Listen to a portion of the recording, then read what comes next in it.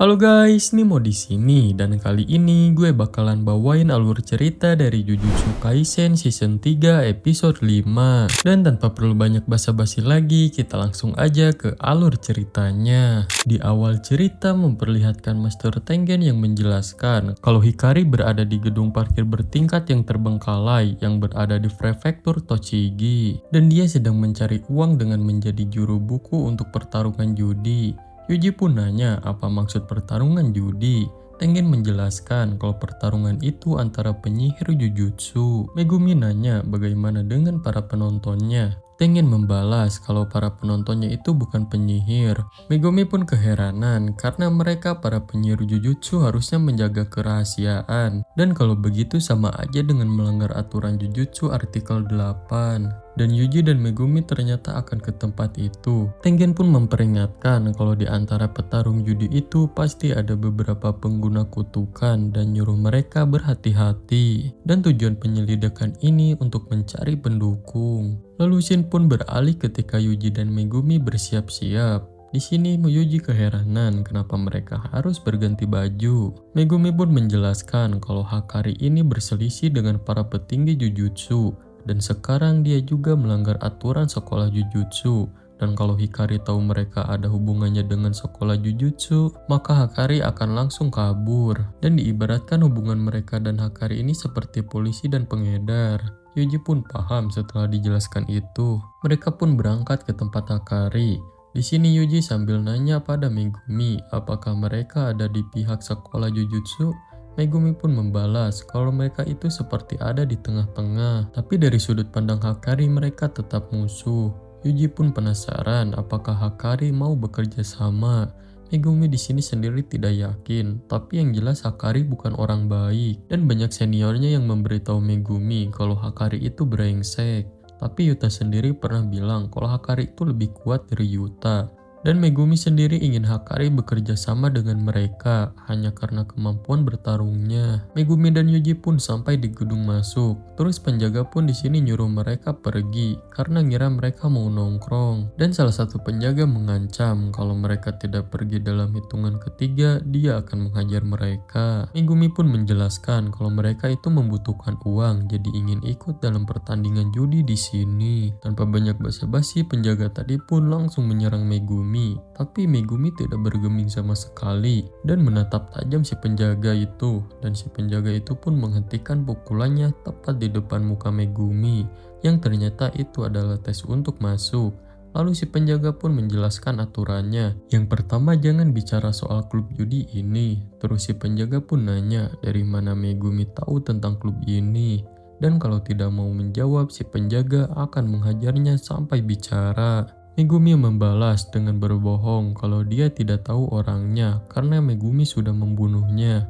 Dan Megumi di sini bunuh sekitar 1 bulan lalu. Terus nanya apakah ada petarung yang lemah tapi pura-pura kuat. Penjaga satu lagi pun mengatakan kalau sebulan lalu Kondo menghilang. Dan Megumi di sini akan menggantikan tempatnya, terus mengancam atau mereka mau dihajar di depan bosnya sekarang. Para penjaga pun tidak terlalu yakin bisa menggantikan tempat kayak gitu. Yuji pun di sini tahu kalau mereka tiba-tiba minta ditemukan langsung dengan bos si penjaga, itu akan mencurigakan.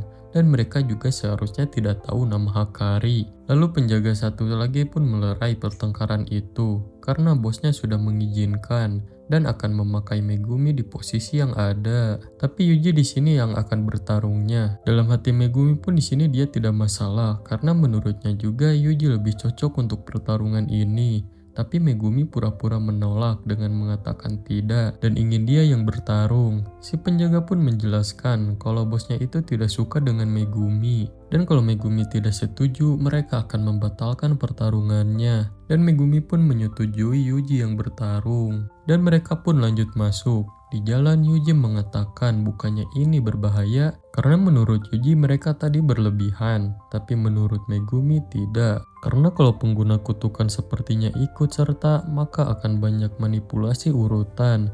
Terlebih Hakari juga ada di sana karena mereka diawasi dari CCTV, jadi ya kemungkinan besar Hakari juga ada di sana. Atau mungkin Hakari sudah mengawasi mereka dari jarak jauh. Terus di sini Megumi nyuruh Yuji yang ikut dalam pertandingan cari tahu apa yang terjadi di dalam. karena ada kemungkinan Megumi bisa masuk itu cuma 50%. Dan kalau tidak bisa, Megumi akan menyusup ke dalam gedung parkiran itu. Yuji pun keheranan kenapa 50%. Megumi menjelaskan kalau dia yakin mereka curiga padanya. Tapi biarkan aja, dan kalau mereka ketahuan mereka bakal dalam bahaya.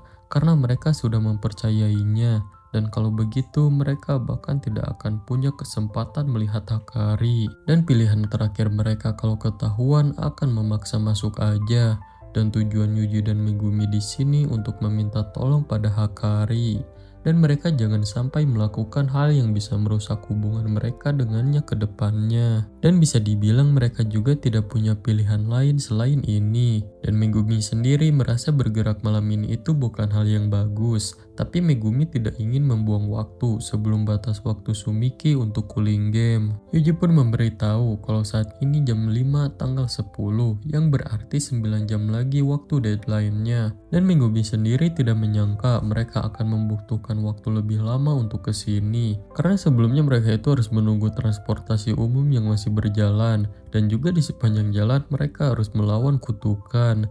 Jadinya ya malam ini Megumi harus menyusup ke dalam klub ini untuk bertemu Hakari. Dan kalau ada masalah Megumi akan mundur. Dan itulah kenapa alasan Megumi bisa masuk hanya 50% aja. Yuji pun paham. Lalu Shin pun beralih ketika Yuji akan bersiap untuk bertarung. Di sini si penjaga menjelaskan aturan pertandingannya, yang dimana tidak boleh kabur dan jangan pakai teknik jujutsu. Yuji membalas kenapa, dan Yuji tidak peduli dengan aturan itu kalau lawannya juga memakainya juga. Si penjaga menjelaskan kalau sebagian besar penonton itu bukan penyihir, jadi tidak akan bisa melihatnya dan pertarungan yang tidak bisa dilihat itu tidak menghibur. Terus Yuji pun nanya bagaimana dengan aturan jangan kabur.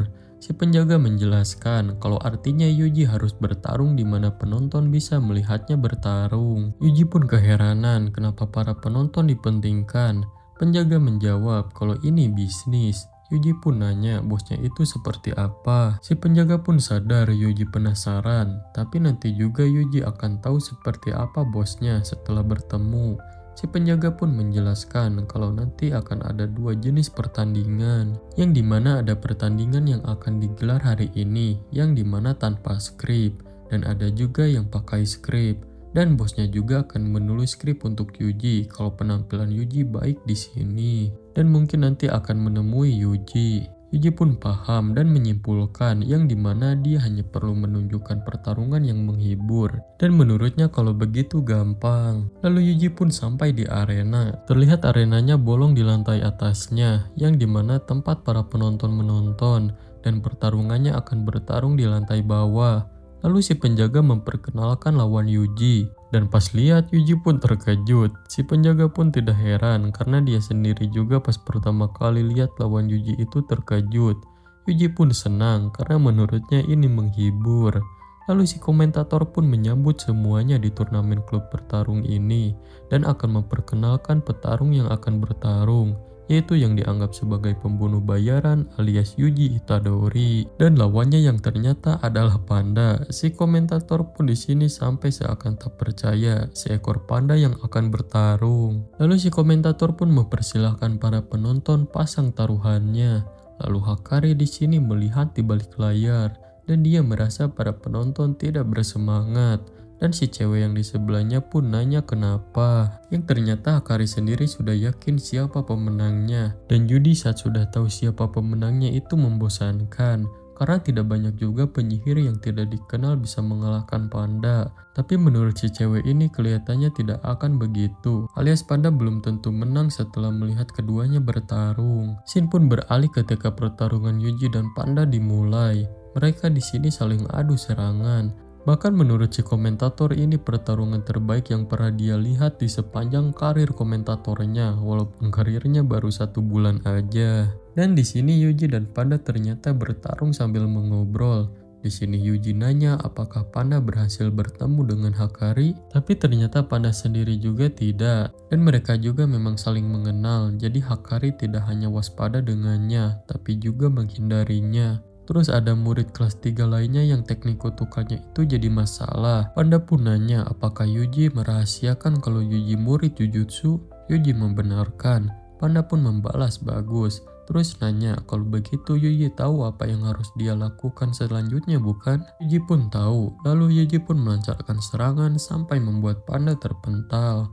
Panda pun kesal karena Yuji beneran mukul dengan keras. Dan menurutnya Yuji aktor yang payah karena Panda sekarang sampai tidak bisa bergerak lagi dan bercanda kalau para pecinta binatang akan meneror Yuji. Lalu si komentator pun mengumumkan pemenangnya yaitu Yuji Itadori. Lalu Hakari pun memerintahkan si penjaga bawa Yuji ke atap setelah pertandingan selesai. Karena menurut Hakari, Yuji akan memenangkan semua pertandingannya. Terlebih Yuji juga dengan sengaja bergerak secara 3 dimensi, yang dimana itu untuk menarik perhatian para penonton di lantai atas. Dan Hakari bahkan bisa membuat skrip hingga 1 buku dengan Yuji. Lalu kita pun diperkenalkan dengan Hakari, yang di sini nama lengkapnya adalah Hakari Kinji. Dan dia merupakan murid kelas 3 sekolah teknik Jujutsu. Dan yang cewek bernama Hoshi Kirara, yang sama murid kelas 3 sekolah teknik Jujutsu. Lalu Hakari pun mengatakan kepada si penjaga, bukankah aku selalu bilang menyerahlah saat pandanya tertidur? Kirara pun nyuruh Hakari hentikan itu, karena menurutnya kalimat itu terdengar bodoh. Terus si penjaga pun paham, terus nanya apa yang harus mereka lakukan dengan temannya Yuji. Lalu terlihat di sisi si penjaga Megumi menguping. Hakari pun nyuruh si penjaga tetap waspada aja. Dan Hakari akan mengirimkan Kirara untuk mengawasi Megumi. Mendengar itu, Kirara kaget. Dan Hakari di sini melihat Yuji membuat jantungnya berdebar. Dan terakhir dia merasakan ini saat mantan pacarnya belanja gila. Dan dia harus membayar semua kartu kreditnya dengan cicilan. Kirara pun marah dan nyuruh Hakari berhenti membicarakan soal mantan pacarnya. Lalu Shin pun beralih ke Panda yang beres bertanding. Dan dia sedang menuju ke sebuah tempat. Yang ternyata Panda menemui Megumi. Di sini Panda nanya, memangnya sekarang Yuji bisa mendekati Hakari? Megumi pun keheranan, memangnya Panda sendiri tidak bisa menemui Hakari? Panda pun membenarkan, tapi Panda tahu di mana lokasinya, yang berada di ruangan pengawas di atap. Tapi walaupun Panda tahu, dia tidak bisa mendekatinya. Megumi pun keheranan kenapa Panda tidak bisa mendekatinya. Panda pun menjelaskan ketika dia berusaha mendekati pintu ruangannya, entah kenapa jaraknya dengan pintu itu tidak berubah, bagaikan jalan di tempat doang. Mau jalan ataupun lari tetap sama aja. Dan menurut Panda itu rasanya sama seperti teknik kutukan Gojo. Dan Panda di sini mengira mungkin aja itu teknik kutukan dari Kirara, tapi Panda tidak tahu pastinya. Megumi pun nanya apakah Kirara siswa kelas 3? Panda pun membenarkan. Terus Megumi nanya lagi apakah fenomena yang tadi itu hanya terjadi kalau Kirara juga ada di ruangan itu? Tapi Panda tidak tahu karena Kirara selalu bersama Hakari. Dan kalau Panda terlalu mengejarnya, mungkin aja Hakari akan kabur selamanya. Jadi itu sebabnya Panda sengaja menjadi pemancing penonton. Dan sekarang Panda senang karena Yuji dan Megumi datang membantu. Terus Megumi mengatakan kalau dia tidak yakin Yuji bisa membujuk Hakari untuk bisa membantu mereka. Menurut Panda itu akan sulit karena masalahnya bukan kemampuan memujuk Yuji, tapi kemauan dari Hakari mau bergabung atau tidaknya. Tapi Megumi percaya bisa, tapi membutuhkan waktu. Panda sendiri di sini yakin kalau keceriaan Yuji dan kepandaian bicaranya Yuji akan sangat cocok dengan Hakari. Tapi yang jadi masalah itu Yuji tidak pandai berbohong. Megumi membalas, jangankan bohong, ada pikiran untuk berbohong aja Yuji tidak pernah. Tapi Megumi sendiri sudah sedikit mengarahkannya. Tapi kemungkinan terburuknya Hakari mengetahui kalau Yuji dari SMA Jujutsu dan Yuji akan diusir di sana tanpa sempat bicara atau mungkin diusir anak buahnya. Panda pun kepikiran ide, yaitu setelah Yuji masuk ke ruangannya Hakari, Panda akan menyusup ke gedung parkir itu dengan cepat dan diam-diam, lalu akan mengambil alih dan memblokir pintu ruangan Hakari. Jadi bisa memberi waktu Yuji dan Hakari untuk berbicara. Megumi pun cemas dengan Yuji kalau begitu. Tapi Panda menenangkan kalau dia tidak akan membunuh mereka dan hanya membuat mereka sampai pingsan aja. Tapi sekarang yang jadi masalahnya itu CCTV. Dan kalau Yuji dan Hakari bertemu di ruangan CCTV, pasti Panda akan ketahuan. Tapi Panda ternyata sudah tahu lokasi serta titik buta setiap CCTV, jadi aman. Terlebih tidak akan menjadi masalah kalau Panda terlihat karena Panda juga sudah sering berkeliaran di sana. Terus Panda nanya ada berapa banyak pengawal di sana. Megumi memberitahu kalau di pintu masuk itu ada 4 dan di setiap lantai itu ada 2 kecuali atap. Dan menurut Megumi ini mungkin bisa berhasil. Tapi yang jadi masalah itu Hakari dan Kirara adalah penyihir yang cukup kuat. Dan kekhawatiran terbesar mereka adalah teknik kutukan Kirara. Tapi ya tidak ada cara mengatasinya. Dan kalau Kirara sampai memakai teknik untuk menteleportasi Yuji, mereka harus menyerah mengejar Hakari. Lalu Shin pun beralih ketika operasi akan dimulai. Di jam 1 kurang 2 menit, Yuji di sini memberitahu Megumi kalau Yuji bisa bertemu Hakari di jam 5 pagi. Terus kita diperlihatkan para penjaga yang sedang berjaga di setiap gedung. Sementara Yuji dan Kirara sedang mengobrol. Dan Kirara di sini tidak menyangka Yuji masih kelas 1 SMA dan masih muda sekali. Sementara Hakari itu harus mengulang dari SMP. Dan di sini Yuji sadar Kirara terlihat senang. Kirara pun di sini membenarkan dan alasannya karena dia melihat Hakari yang bersemangat lagi. Karena sudah lama Hakari tidak bersemangat seperti sekarang. Di sini mereka pun sampai di ruangan Hakari dan akan masuk. Sementara Megumi di sini sedang menyusup. Dan dia melumpuhkan satu persatu penjaga di sana. Dan bahkan sudah 2 penjaga Megumi lumpuhkan tanpa ketahuan di CCTV. Terus di sini 2 penjaga sedang melihat panda yang berakting seperti panda asli. Terus si penjaga pun nanya kepada temannya apakah panda itu mau sosisikannya. Temannya pun keheranan, padahal harusnya temannya tahu. Panda itu ikut serta dalam turnamen, jadi gak mungkin mau hal seperti itu. Lalu dengan cepat Panda pun melumpuhkan kedua penjaga itu. Dan ternyata Panda juga memang mau juga sosisi penjaga itu. Lalu Panda pun naik ke atas lewat tangga darurat. Dan untungnya di tangga darurat itu tidak ada CCTV.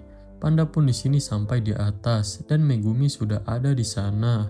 Megumi pun nanya apakah tidak apa-apa kalau Hakari marah karena perbuatan mereka. Panda pun menenangkan, santai aja, tidak apa-apa. Panda pun mengajak untuk memblokir pintu ruangan itu. Lalu Megumi dan Panda pun menyadari ada seseorang di bawah, yang ternyata itu Kirara. Jelas Kirara pun kaget Panda ada di sana bersama teman Yuji. Panda juga di sini kaget, ternyata Kirara tidak bersama Hakari. Di sini Kirara pun tahu Megumi menyusup dengan bantuan Panda. Dan ternyata Megumi adalah murid SMA Jujutsu. Dan Kirara pun menyimpulkan berarti Yuji juga sama berasal dari SMA Jujutsu. Kirara pun di sini mengira Hakari dalam bahaya. Dia pun akan memberitahu Hakari dengan ponselnya. Tapi dengan cepat Megumi menyerangnya menggunakan jurus anjing suci. Tapi tiba-tiba anjing Megumi itu terpental balik ke arahnya. Tapi Megumi sadar kalau itu seperti yang dikatakan Panda, kalau teknik kutukan Kirara membuatnya tidak bisa didekati. Lalu Kirara pun menandai keduanya, walaupun sebelumnya Kirara pernah menandai Panda. Lalu Kirara pun akan kembali ke ruangan Hakari. Panda pun nyuruh Kirara berhenti sambil menjelaskan kalau mereka itu bukan musuh karena mereka punya permintaan untuk Hakari. Tapi Kirara tidak percaya dan dia kecewa dengan Panda.